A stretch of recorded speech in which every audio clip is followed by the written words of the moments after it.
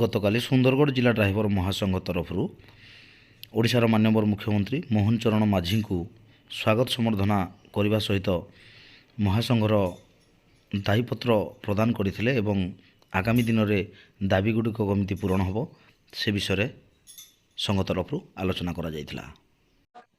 ଗଞ୍ଜାମ ଜିଲ୍ଲା Brahmapur block driver ମହାସଂଘ ତରଫରୁ ଗତକାଲି ମାସିକିଆ ପାଲପାଣି ବୈଠକ ଅନୁଷ୍ଠିତ ହୋଇଯାଇଛି।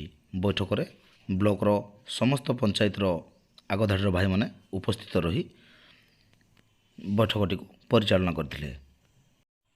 କୋଳିମାଟି ଜିପିର ଜଣେ ଭାଇ ଗାଡ଼ି ନେଇ ଯାଉଥିବା ସମୟରେ ତାଙ୍କ ଗାଡ଼ିଟି ବାଙ୍ଗୁରି ପଶି ଘାଟିର 2-3 କିଲୋମିଟର ପୂର୍ବରୁ କିଛି ସମସ୍ୟା ଦେଖାଦେଇଥିଲା ଏବଂ ସେ ଓଡ଼ିଶା ଡ୍ରାଇଭର ମହାସଂଘକୁ ସାହାଯ୍ୟ ଲୋଡ଼ିଥିଲେ।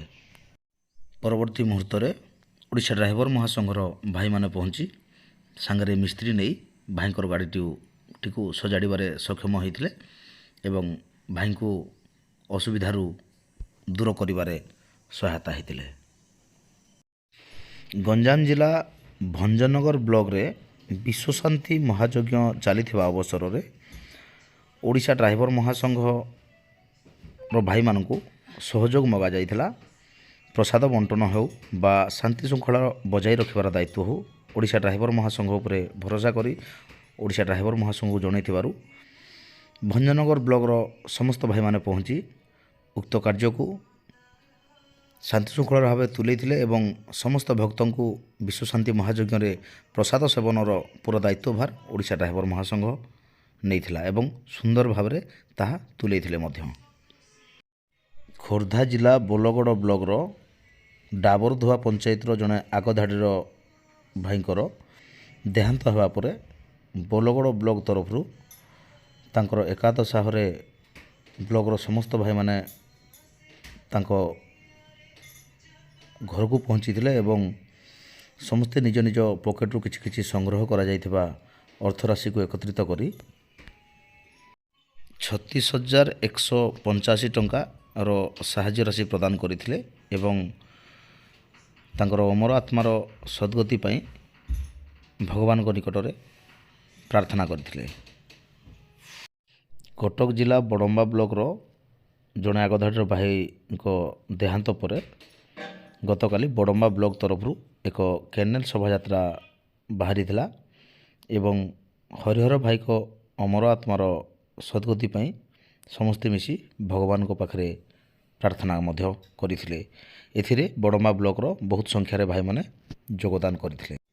ବ୍ଲକ ସଂଘ ତରଫରୁ ତାଙ୍କ ପରିବାରକୁ 10,000 ଟଙ୍କାର ସହାୟତା ରାଶି ପ୍ରଦାନ କରାଯାଇଥିଲା।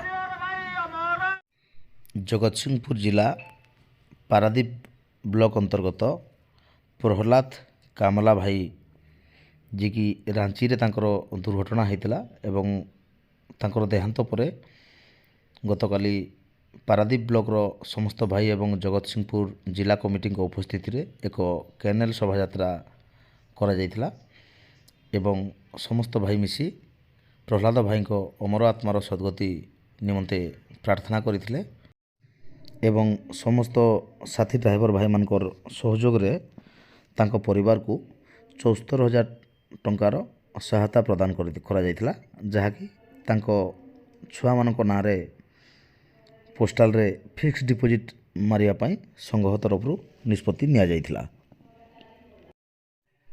ଢେଙ୍କାନାଳ ଜିଲ୍ଲା ଗଅଁଦିଆ ବ୍ଲକର ଜଣେ ଭାଇ ଗାଡ଼ି ନେଇ ଆସୁଥିବା ସମୟରେ ଭୁବନେଶ୍ୱର ହାଇଟେକ୍ ଛକ ପାଖରେ ତାଙ୍କ ଗାଡ଼ିଟି ଅନ୍ୟ ଏକ କାର୍ ସହିତ ଘଷି ହୋଇଥିଲା, ଯାହାଦ୍ୱାରା କି କାର୍ ଚାଳକ ଜଣକ ଏକା ଡ୍ରାଇଭର ଭାଇଙ୍କୁ ଦେଖି ଗାଳି ଗୁଲଜ କରିବା ସହିତ କିଛି କ୍ଷତିପୂରଣ ମାଗୁଥିଲେ, କିନ୍ତୁ ପରବର୍ତ୍ତୀ ମୁହୂର୍ତ୍ତରେ ଭାଇ ଯେତେବେଳେ ଓଡ଼ିଶା ଡ୍ରାଇଭର ମହାସଂଘକୁ ସହଯୋଗ ମାଗିଥିଲେ ଓଡ଼ିଶା ଡ୍ରାଇଭର ମହାସଂଘର ଭାଇମାନେ ସେଠିକି ପହଞ୍ଚୁଥିବାର ଖବର ପାଇ ପରବର୍ତ୍ତୀ ମୁହୂର୍ତ୍ତରେ କାର୍ ଡ୍ରାଇଭର ଜଣକ କାର୍କୁ ନେଇ ଚାଲି ଯାଇଥିଲେ। ପରବର୍ତ୍ତୀ ମୁହୂର୍ତ୍ତରେ ଆମ ଭାଇମାନେ ପହଞ୍ଚିଥିଲେ ଏବଂ ଏ ବିଷୟରେ ଜାଣିବା ପରେ ଭାଇଙ୍କର ଯାହା କିଛି ବି ସମସ୍ୟା ଥିଲା ତାକୁ ସମାଧାନ କରିବା ପାଇଁ ଚେଷ୍ଟା କରିଥିଲେ ଏବଂ ଯେହେତୁ କାର୍ ଚାଳକ ଜଣକ କାର୍ ନେଇ ଫେରାର ହୋଇଯାଇଥିଲେ ପରବର୍ତ୍ତୀ ମୁହୂର୍ତ୍ତରେ, ତେଣୁକରି ଅନ୍ୟ କିଛି ସହଯୋଗର ଆବଶ୍ୟକ ପଡ଼ିନଥିଲା। ନିହାତି ଭାବରେ ଓଡ଼ିଶା ଡ୍ରାଇଭର ମହାସଂଘର ଅସୁବିଧା ସମୟରେ ଭାଇଙ୍କ ପାଖରେ ପହଞ୍ଚିଥିଲେ। କେନ୍ଦ୍ରାପଡ଼ା ସଦର ବ୍ଲକର ଜଣେ ଡ୍ରାଇଭର ଭାଇ ଗାଡ଼ି ନେଇ ଯାଉଥିବା ସମୟରେ କଟକ ଜିଲ୍ଲା ନିଶ୍ଚିନ୍ତ କୋଇଲିଠାରେ ତାଙ୍କ ଗାଡ଼ିରେ ଏକ ବାଇକ୍ ଆରୋହୀ ବାଡ଼େଇ ହୋଇଯାଇଥିଲେ, ଯାହାଦ୍ୱାରା ବାଇକ୍ ଆରୋହୀଙ୍କର ଟିକେ କ୍ଷତି ହୋଇଥିଲା ବା ତାଙ୍କ ଶରୀରରେ କିଛି କ୍ଷତ ହୋଇଯାଇଥିଲା ଏବଂ ଡ୍ରାଇଭର ଭାଇ ଜଣକ ତୁରନ୍ତ ଓଡ଼ିଶା ଡ୍ରାଇଭର ମହାସଂଘକୁ ସାହାଯ୍ୟ ସହଯୋଗ ଲୋଡ଼ିଥିଲେ ଏବଂ ଭାଇମାନେ ପହଞ୍ଚି ବାଇକ୍ ଆରୋହୀକୁ କଟକ ମେଡ଼ିକାଲକୁ ପଠାଇବା ସହିତ ଭାଇଙ୍କୁ ମଧ୍ୟ ସହଯୋଗ କରିଥିଲେ ଏବଂ ବାଇକ୍ ଆରୋହୀଙ୍କ ଗାଁର ସରପଞ୍ଚ ଏବଂ ତାଙ୍କ ଗ୍ରାମବାସୀ ସମସ୍ତଙ୍କ ଉପସ୍ଥିତିରେ ଯାହା କିଛି ସମସ୍ୟା ଥିଲା ତାକୁ ସମାଧାନ କରିଥିଲା ନିଶ୍ଚିନ୍ତ କୋଇଲି ବ୍ଲକ ଡ୍ରାଇଭର ମହାସଂଘର ଭାଇମାନେ। ରାୟଗଡ଼ା ଜିଲ୍ଲା ପଦମପୁର ବ୍ଲକ ତରଫରୁ ଏକ ଜରୁରୀକାଳୀନ ପାଲପାଣି ବୈଠକ ଅନୁଷ୍ଠିତ ହୋଇଥିଲା। ଏଥିରେ ପଦମପୁର ବ୍ଲକର ସମସ୍ତ ପଞ୍ଚାୟତର ଭାଇମାନେ ଉପସ୍ଥିତ ଥିଲେ ଏବଂ ଆଗାମୀ ଦିନରେ ଯାହା କିଛି ଓଡ଼ିଶା ଡ୍ରାଇଭର ମହାସଂଘର ପଦକ୍ଷେପ ରହିବ ନିଶ୍ଚିତ ସେଥିରେ ସାମିଲ ହେବେ ଏବଂ ବହୁତ ପ୍ରକାର ସହଯୋଗ କରିବା ପାଇଁ ନିଷ୍ପତ୍ତି ହୋଇଥିଲା।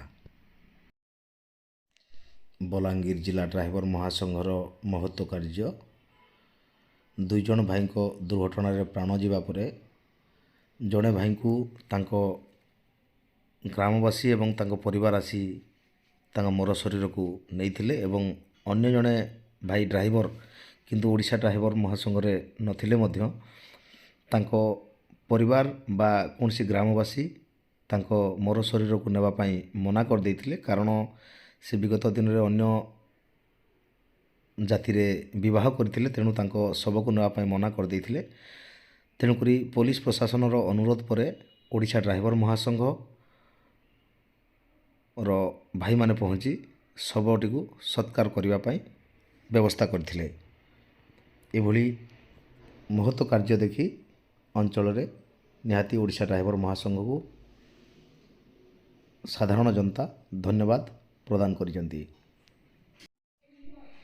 ଗଜପତି ଜିଲ୍ଲା କାଶୀନଗର ବ୍ଲକ, ଯାହାକି ଆନ୍ଧ୍ର ଓଡ଼ିଶା ବର୍ଡ଼ରରେ ଅବସ୍ଥିତ, ଭାଇମାନେ ପ୍ରତ୍ୟେକ ମାସ ଭଳିଆ ଏହି ମାସ ମଧ୍ୟ ପାଲପାଣି ବୈଠକର ଅନୁଷ୍ଠିତ କରିଥିଲେ ଏବଂ ବ୍ଲକର ସମସ୍ତ ପଞ୍ଚାୟତର ଭାଇମାନେ ଉପସ୍ଥିତ ରହି ଆଗାମୀ ଦିନରେ ସଂଘର ସୁରକ୍ଷା ଏବଂ ସଂଘ କେମିତି ସୁଦୃଢ଼ ରହିବ ତା ପାଇଁ କିଛି ପ୍ରୟାସ କରିଥିଲେ। କଳାହାଣ୍ଡି ଜିଲ୍ଲା ଭବାନୀପାଟଣା ବ୍ଲକର ଜଣେ ଭାଇଙ୍କ ଦେହାନ୍ତ ପରେ ଓଡ଼ିଶା ଡ୍ରାଇଭର ମହାସଂଘ ଭବାନୀପାଟଣା ତରଫରୁ ଭାଇଙ୍କ ବାସଭବନରେ ସମସ୍ତ ଭାଇମାନେ ପହଞ୍ଚିଥିଲେ ଏବଂ ତାଙ୍କର ଅମର ଆତ୍ମାର ସଦ୍ଗତି ନିମନ୍ତେ ପ୍ରାର୍ଥନା କରିବା ସହିତ ତାଙ୍କ ପରିବାରକୁ ପ୍ରତ୍ୟେକ ଡ୍ରାଇଭର ଭାଇମାନେ ନିଜ ପକେଟରୁ କିଛି କିଛି ସହାୟତା ରାଶି ପ୍ରଦାନ କରିଥିଲେ, ଯାହାକି 11,101 ଟଙ୍କା ରୂପରେ ତାଙ୍କୁ ପ୍ରଦାନ କରାଯାଇଥିଲା। ଜଗତସିଂହପୁର ଜିଲ୍ଲା ଡ୍ରାଇଭର ମହାସଂଘ ତରଫରୁ ପ୍ରଥମ ଜିଲ୍ଲା କାର୍ଯ୍ୟକାରିଣୀ ବୈଠକ ଗତକାଲି ପାରାଦୀପ ଅଫିସରେ ଅନୁଷ୍ଠିତ ହୋଇଥିଲା। ଏଥିରେ ସମସ୍ତ ଜିଲ୍ଲା ପଦାଧିକାରୀ ଉପସ୍ଥିତ ରହିବା ସହିତ ପାରାଦୀପ ବ୍ଲକର ଭାଇମାନେ ମଧ୍ୟ ଉପସ୍ଥିତ ରହିଥିଲେ। ସଂଘ ତରଫରୁ ଜିଲ୍ଲା ସଭାପତି ଚନ୍ଦ୍ରକାନ୍ତ ଦାସଙ୍କ ନେତୃତ୍ୱରେ ଏହି ବୈଠକଟି ଅନୁଷ୍ଠିତ ହୋଇଥିଲା।